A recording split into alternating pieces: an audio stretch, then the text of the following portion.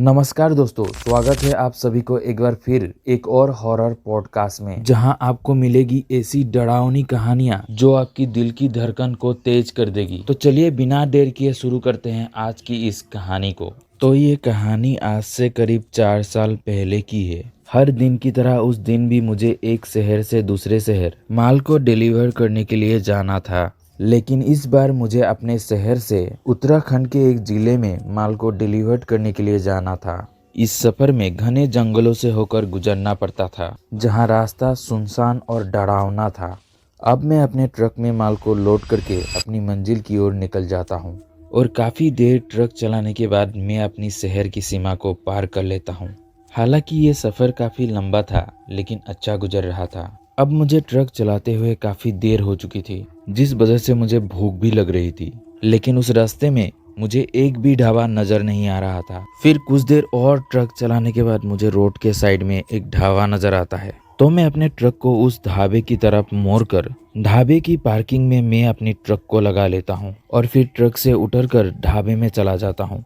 कुछ देर बाद खाना भी आ जाता है, तो मैं जल्दी से खाना खा लेता हूँ, और फिर खाना खाने के कुछ देर बाद मैं उस ढाबे की पार्किंग में टहलता हूँ। अब रात होने में कुछ ही वक्त बचा हुआ था। थोड़ा टहलने के बाद अब मैं अपने ट्रक में बैठ जाता हूँ। फिर ट्रक को स्टार्ट करके मैं अपनी सफर के लिए निकल जाता हूँ। मुझे अभी थोड़ा ही वक्त हुआ था अपनी मंजिल की ओर निकलते हुए कि अब अंधेरा गहरा होता जा रहा था। उसके बाद मैं ट्रक के अंदर कुछ गाने लगाता हूँ और सफर का मजा लेने लगता हूँ। अब थोड़ी देर बाद अंधेरा चारों तरफ फैल जाता है और रात हो जाती है।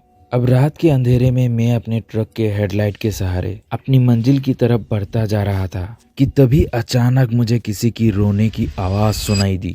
तो मैं झट से अपनी ट्रक को रोक लेता हूँ और फिर ट्रक के बाहर देखने लग जाता हूँ, पर वहाँ आसपास कोई घर, कोई मकान नहीं था, और ना ही कोई इंसानी बस्ती नजर आ रही थी कि जहाँ से किसी बच्चे की रोने की आवाज सुनाई दे। मुझे लगा कि ये मेरा वहम होगा। यही सोचकर ट्रक को चालू करके मैं आगे बढ़ने लगा। जैसे ही मैं थोड़ी दूर आगे बढ़ा तो मैंने देखा कि कोई औरत किसी बच्चे को हाथ में लेकर आगे एक ब्रिज की ओर रास्ते के बीचों बीच खड़ी है। तो मैंने जोर से ब्रेक मारा और गाड़ी को जगह पर ही रोक दिया। मेरी धड़कन तेज हो गई थी। अगर कुछ ही सेकंड में मैं गाड़ी को ब्रेक नहीं लगाता तो गाड़ी वो औरत और बच्चे को रौंद कर आगे निकल चुकी होती। वो सब इतनी जल्दी जल्दी में हुआ कि मेरी हालत ही खराब हो गई थी। गाड़ी की हेडलाइट की रोशनी इतनी तेज थी कि उस औरत का चेहरा ठीक से नजर नहीं आ रहा था। उसने घूंघट से अपना पूरा चेहरा ढक रखा था। मैंने फिर एक दो बार हॉर्न भी बजाया और गाड़ी से बाहर सर को निकालकर मैं उसे चिल्लाया, अबे मरना है क्या? इतनी रात को रास्ते के बीच में खड़ी है, वो भी मासूम बच्चे के साथ। देखने से ऐसा लग रहा था कि वो बच्चा 4 या 5 महीने का होगा। और तब मैंने महसूस किया कि अभी कुछ देर पहले बच्चे की रोने की आवाज सुनी थी, वो शायद इसी बच्चे की होगी। मैंने फिर एक दो बार उसे हॉर्न दिया, पर उस औरत पर कोई भी असर नहीं हुआ। वो ऐसे की वैसे ही खड़ी थी, नीचे देखते हुए एकदम चुपचाप। और फिर मुझे उस पर गुस्सा आ गया। मैं गाड़ी से नीचे उतरने ही वाला था कि मैंने देखा कि वो उस ब्रिज की किनारे की पास जाने लगी थी। गाड़ी से नीचे उतरते हुए एक बार फिर उस औरत को मैंने पीछे से आवाज दी, अबे सुनाई नहीं देता है क्या? क्या कर रहे हो?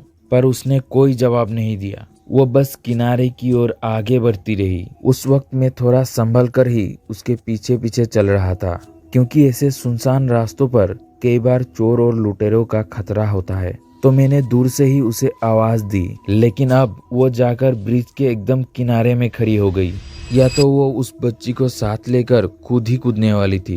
मैं उसे बार बार पीछे से आवाज दिए जा रहा था, पर वो मेरी तरफ बिल्कुल भी ध्यान नहीं दे रही थी। और मैं कुछ समझ पाता तब तक उसने अपने दोनों हाथों को सामने फैलाकर बच्चे को ब्रिज से नीचे छोड़ दिया। वो देख कुछ देर तक मेरी धड़कन ही रुक सी गई। मेरी आवाज गले में ही अटक गई।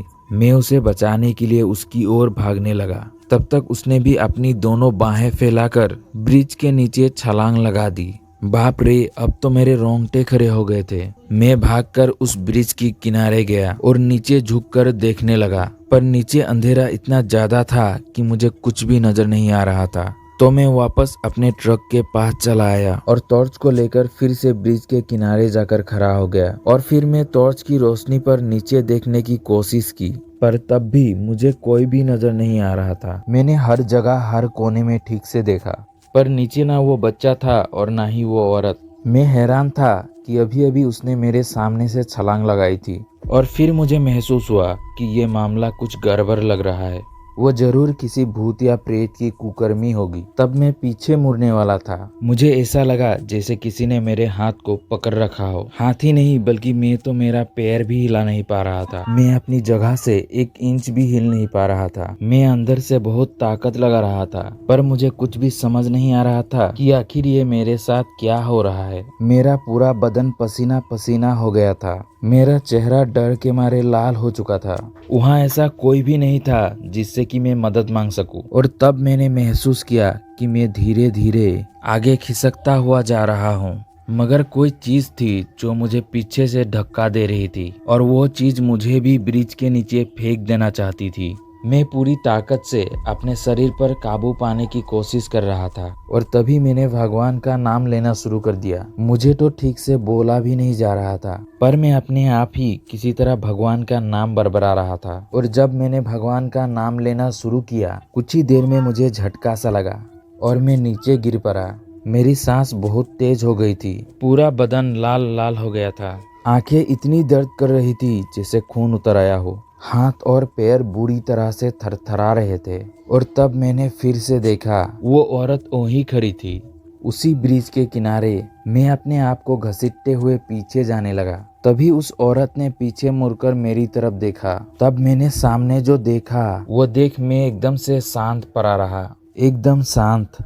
उसका शरीर पूरा सफेद था और उसका सर था ही नहीं।